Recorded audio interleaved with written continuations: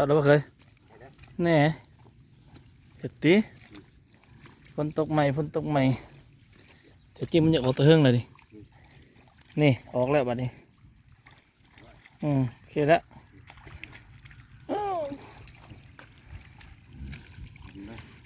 โอ้ทางนี้ก็ได้น้ำแล้วเพิ่นนี่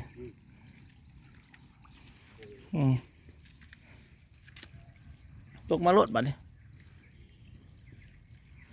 ฝนตกใหม่น้ำเต็มหนองน้ำเต็มหนองน้ำเต็มสระ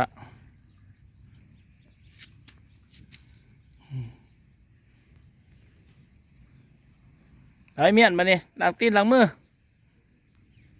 หรือว่าไปส่งเขามาขุดดาบออกจากหน้อง